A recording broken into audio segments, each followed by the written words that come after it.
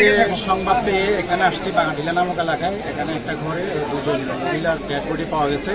তো আমরা CID crime সিনকে সংবাদ দিচ্ছি, ওনারাও আসতেছে।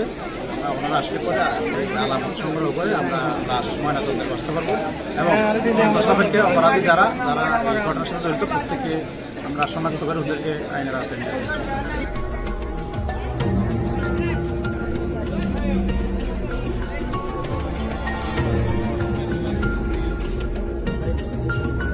আবার সব যায় না আবার